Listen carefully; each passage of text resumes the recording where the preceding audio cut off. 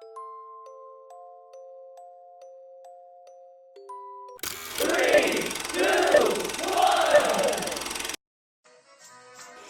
stand by for further details. We return you now to your regularly scheduled program.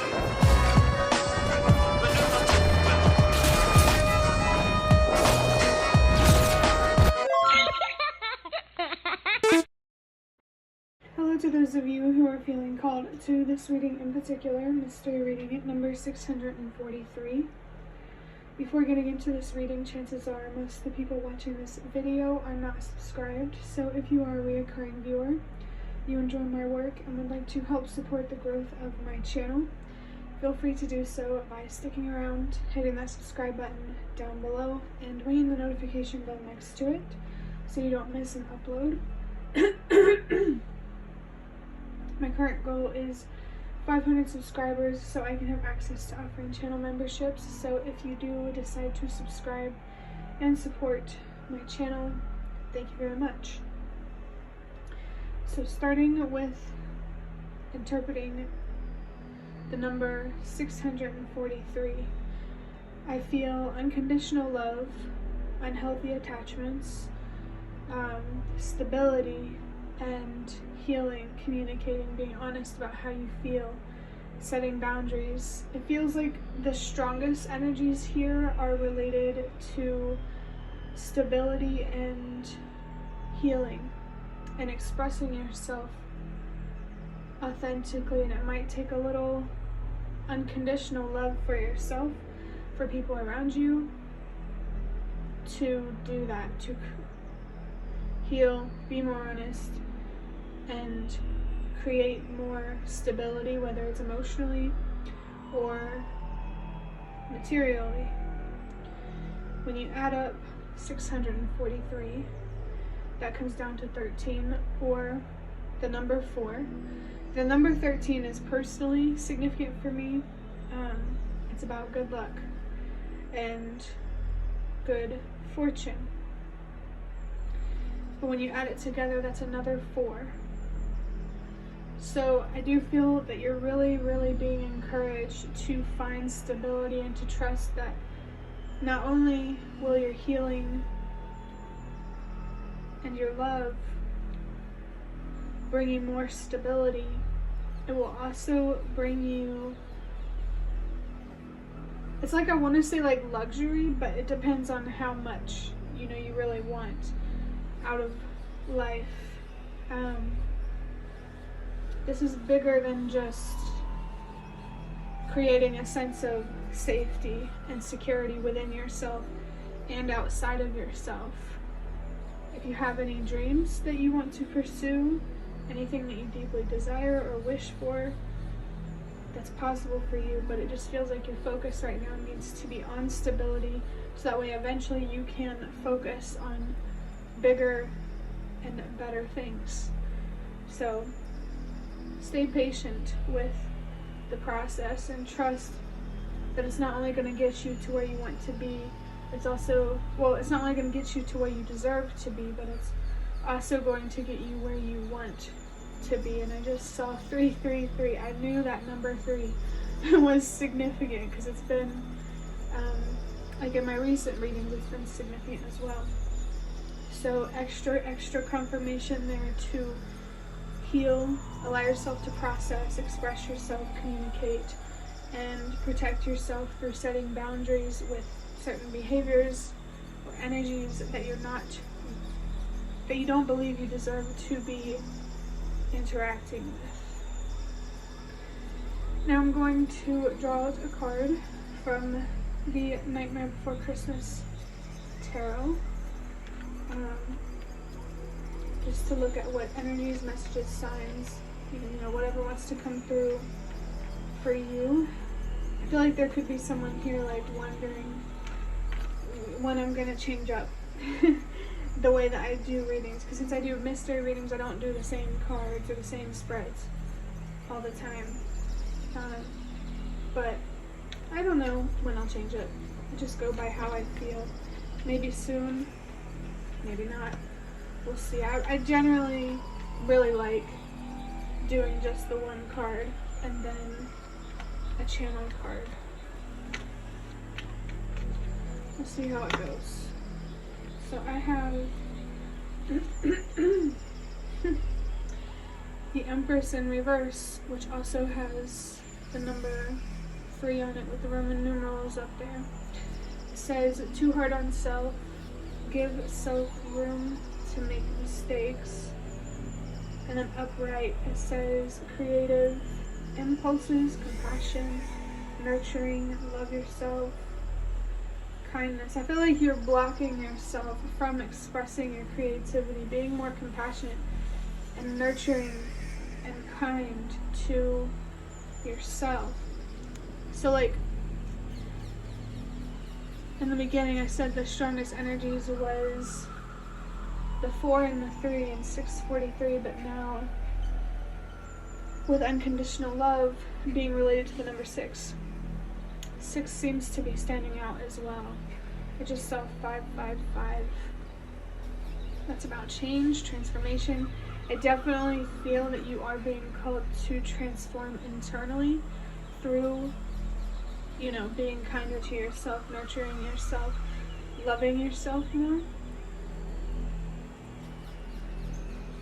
It's just so obvious that the universe, someone's spirit guides, is really trying to encourage you to choose love over hate, to choose acceptance over judgment when it comes to yourself.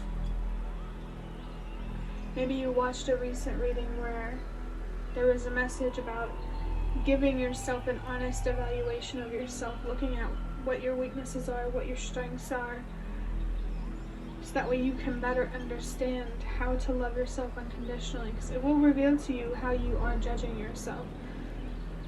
And I want to say like in harsh ways. I saw 654. Of course, that's a sign to trust that everything happens for a reason. If you've been around my channel, I feel like there's something here that you might be blaming yourself for. You might be asking the universe, God, whatever higher power you believe in, like, what did I do to deserve this? It's not that the universe thinks you deserve it. It's that the universe wants you to use your experiences to create more justice in the world. But to be able to create more justice in the world, to pursue your dreams and your wishes, you first have to do that from within. You have to bring yourself justice through finding peace, healing, reflecting, being willing to change your perspective, to find deeper meaning. I feel like there needs to be more of a genuine curiosity when it comes to understanding the universe's perspective, your faith's perspective on your situation. Like almost like taking like a third eye, omniscient, higher perspective type of point of view. Maybe there's a bigger picture here that the universe, your spirit guides are trying to show you or trying to help you see. But I feel like what's really standing in your way of seeing that bigger picture is, the self-hate.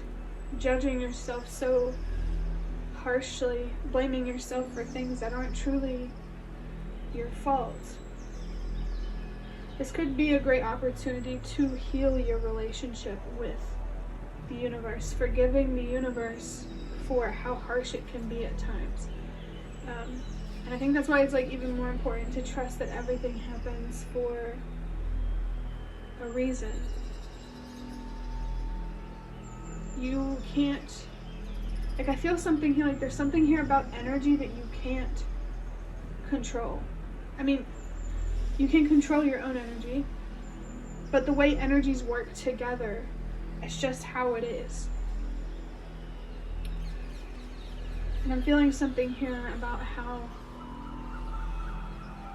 like, recognizing your strength more. I think that will make it easier for you to cope with the more harder things, more challenging things. in life. Instead of, what do I say? Let me think. Instead of saying, why me, why me, why me, in the context of, what did I do to deserve this in a bad way? Think of it like, why me, why me, why me? Why did the universe choose me to do this, in terms of like, what strength do I have that other people may not, or that some people may not? I do want you to know that you're not the only person to have a certain mission or spiritual goal based on your own personality, your own strengths, weaknesses, experiences. I know it can, just in one ear right out the other sometimes, but sometimes it does help to know that you're not alone, that you're not the only person facing harsh reality sometimes. Anger is a very challenging emotion to cope with, to deal with. And, based on my own healing journey, I would say it's very important for you to allow yourself to express that anger in healthy ways and to process it. Like, the way that I kind of look at things is like, first we get sad about something makes us sad. We hold on to that sadness, and then over time it starts to make us angry.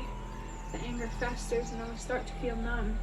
And then that's when we start to make decisions that aren't in our best interest or in the highest good of all. So if you do feel anger, I do feel something here about like peeling back the layers, like what deep sadness is being masked with the anger. I do have a channeling card that says, remember that sadness, or anger is sadness's mask. So what is something from the past that made you sad, that you never really allowed yourself to let go of, to heal from? If there's anything holding you back from healing, I definitely encourage you to take a look at those limits, those unfair limits that you are placing on yourself. And I also get this strong energy, like maybe from the universe and your spirit guides, like, please communicate with us, let us explain, type of thing. And it's going to take time for you to fully understand the spiritual, cosmic side of things. And again, that's why it's important to trust that it's all happening for a reason, because when you do that in time and you lead with that belief, the reason will be shown to you, because the only person who knows is you. You just have to be willing to pause and reflect enough, to peel back the layers enough to really see the reason. And I want to say, like, on some level, you get to decide that reason. I'm going to start wrapping up this reading. Well, I just saw 333. Yeah, your spirit guides are like really trying to push you to heal, but obviously don't do it in your own time. It's not like they're trying to, force you in a certain direction or anything. It's just more like encouragement, like, we're still here and we still want to support you in this. And I saw 3, 4, 5. So yeah, trust that everything happens for a reason. Give yourself the grace to believe that, and stop blaming yourself for things that were never your fault to begin with.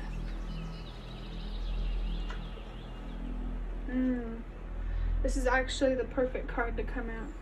It says, never glorify self-destruction when there is self-love. There might be an activity here that you like to do recreationally that you might need to build a healthier relationship with. 1 second. I personally really, really love this card. Never glorify self-destruction when there is self-love. Why would you, for lack of a better word, praise destruction when there's love? It's almost like a question like, who or what do you worship? The devil and self-destruction, or God, or the spirit world and love? Yeah, I'm picking up on like strong lover's energy. There's a very, very important choice here that you need to make, an important commitment to yourself. And it's so interesting, such a self 1515, and that number for me represents the devil. And I don't, for my personal beliefs, just to be clear, I don't really believe in like the devil in the biblical sense. I believe the devil is meant to represent our own self-destructive behaviors, unhealthy attachments. So who or what are you committed to? Metaphorically speaking, if you stay committed to the self-destruction, you're committed to the devil. But if you stay committed to self-love, you're committed to God, or whatever higher power you believe in, spirit, source, SL 555.